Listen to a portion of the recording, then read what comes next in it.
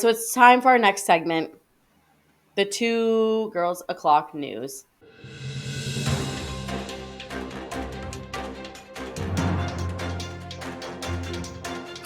I don't know how to say that. The 2 o'clock news. 2 girls o'clock news. Mm-hmm. 2 girls o'clock news. 2 girls o'clock news. You're It does. trying. I'm trying. I'll get the flow. Once we do this a little more often, I'll get the flow. I think Um, the 2 o'clock news is great. 2 girls o'clock news. We gotta tie it in. 2 girls. I know, but I mean, we are 2 girls. I think people are going to get it if we're just 2 o'clock news. Yeah, you're right. Okay, the 2 o'clock news. So we have 3 headlines that we want to talk about. 3 things we are discussing this week. Back to Aryton Senna. Big week to be Aryton Senna. Huge week to be RIP. Senna. McLaren unveiled its Senna livery for Monaco this weekend, They and love, they love a, women, they love a a Monaco livery. unique, yeah, Monaco livery. Yeah, and it's really good. It is. I I really have to say, of teams that do special liveries, McLaren is up there with the ones that execute yeah, like the right way. 100%. I'm really into it. Like we saw with their golf livery for Monaco, but this Senna one is really nice. I think it's gonna look really good on track, and it really just it looks exactly like what they wanted it to. So Yeah. I'm psyched about it, and I can't wait to see it whip around that track. Next up, a little silly season update. Alex Albon has officially re-signed with Williams. Yeah. Are we surprised? I'm not sure. Yeah. I don't know if I'm surprised. I think a lot of the conversation we've been having with folks in the DMs this week, I have been on the more positive side saying, I think he knows things that we don't. Things that Mm-hmm. he's privy to about strategy Yeah, and upcoming contracts that's just we simply don't have knowledge into. agreed. And again, a couple of weeks ago, we talked about how Adrian Newey is leaving Red Bull, and there's a lot of talk around town of where he's going.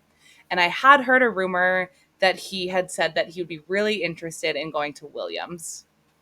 And so to me, I'm like, hey, maybe Alex knows that that's going to be true. And Williams has a really bright future ahead of them. So Yeah. we both know, and I think a lot of people who listen to this podcast and watch Formula One, Alex is one of the greats. I Mm-hmm. think he has the potential to be really, really good. I saw a quote recently about how like George, Lando, and Alex really like came up together. Mm-hmm. And George was like, yeah, like Lando really looked up to Alex. Like he had a poster of him, like he loved him. And he's like, it feels like Alex is being left behind Yeah. while we're seeing kind of success at these bigger teams. And he's like, and it's really disheartening. So I think that to me, that signals Alex's like belief in Williams becoming a really great Yeah. team again. I agree. And I think James has good plans. I think it's kind of what we talked about on last week's episode with Abby, where I was saying one of Danny's biggest mistakes was leaving Renault too soon Mhm. because he had a team principal that believed in him, that believed in the team, and had plans.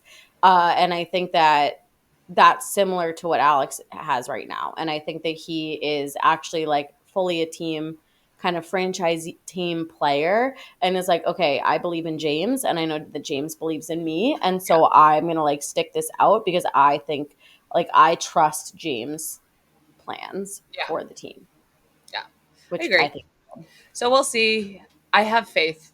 I really love Williams as a team, and so I want to see them succeed.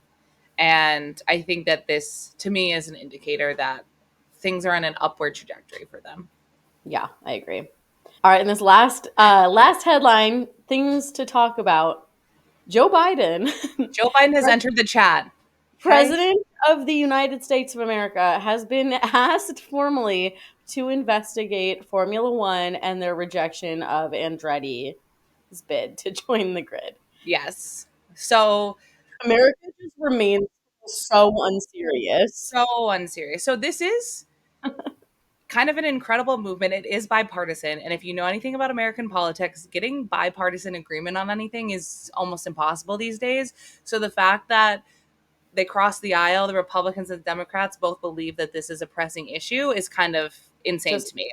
insane, truly So, in insane. a letter sent on Tuesday, Senator Amy Klobuchar, she is Democrat from Minnesota, she called on the Justice Department's Antitrust Division and the Federal Trade Commission to look into the decision more closely.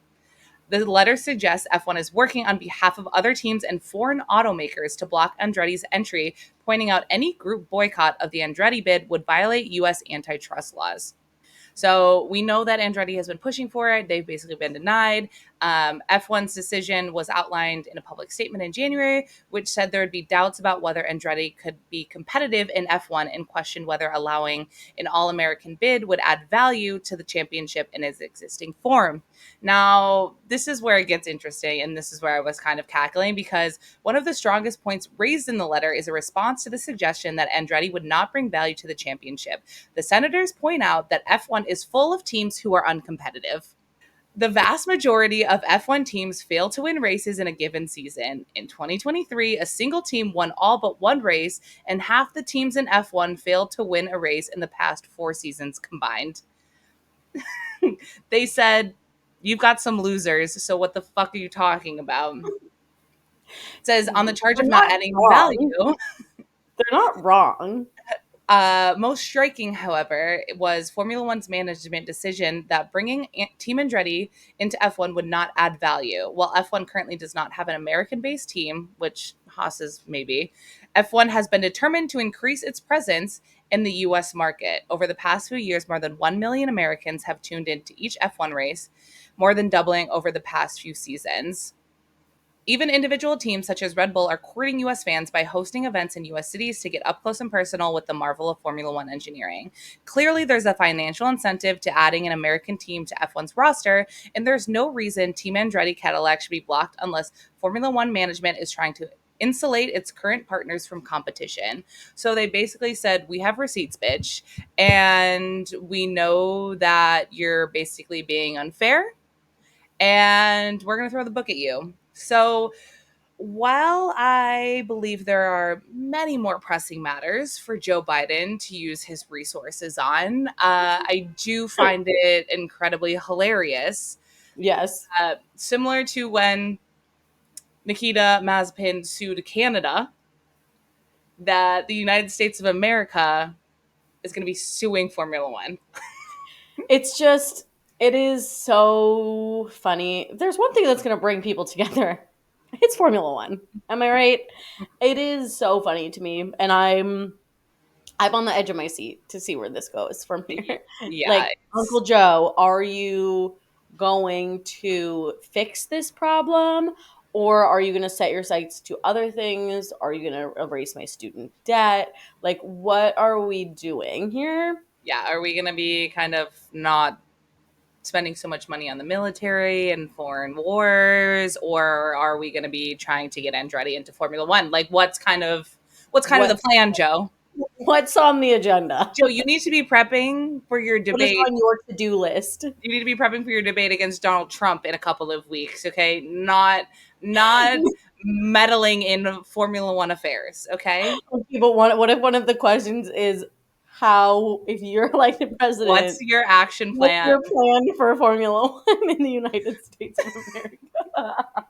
It's like when Ken Bone became a meme. Like someone's gonna stand up as an undecided voter and be like, "I'm actually hinging my vote on whether or not you do anything about Andretti getting into Formula One." Like, it's just, So unserious.